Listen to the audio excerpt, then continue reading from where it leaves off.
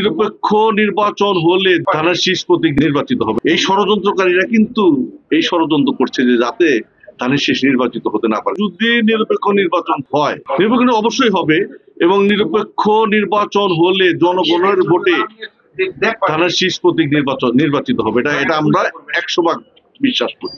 কারণ কি, এই ষড়যন্ত্রকারীরা কিন্তু এই ষড়যন্ত্র করছে যে যাতে ধানের শীষ নির্বাচিত হতে না পারে। যেমন মুক্তিযোদ্ধাদের টাঙ্গাইলে যে একটা কয়েকজন ওই 20-25 জন মুক্তিযোদ্ধা তারা মানববন্ধন করছে, এসব একটা মিথ্যা কথার পরিপ্রেক্ষিতে সে জায়গায় কিন্তু কাদের সিদ্দিকী সাহেব, তিনি বর্তমান সময়ের সবচাইতে সমালোচিত ব্যক্তি। সে কি বলে কি করে সে নিজেও জানে না। এখন এক কথা বলতেছে, আবার পরক্ষণে আবার ওই কথাটা উল্টে দিয়ে সে অন্য কথা বলতেছে। সে কিন্তু ওই জায়গায় যে উপস্থিত। তার মানে কি, যে আমাদের কিন্তু জনগণের কিন্তু বুঝতে ভুল হয় নাই যে এই আজম সাহেবের বিরুদ্ধে যে ষড়যন্ত্র কারা কারা করছে এটা কিন্তু পরিষ্কার, এটা বলার অপেক্ষা রাখে না, আমি মনে করি। ঠিক আছে, আপনারা বুঝছেন যে তাদের মানববন্ধনের কাছে কেন যাবে?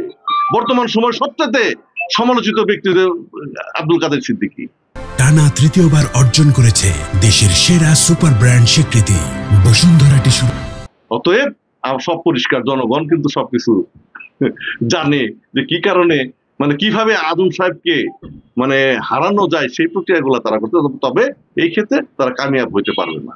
কাদের সিদ্দিকী যাবে না, তারা যদি না যায় কাদের সিদ্দিকী সাহেব যাবে না। এইটাই তো এই কথা, সেটা তো টাইমের বিষয়, সেটা সময় দেখা যাবে।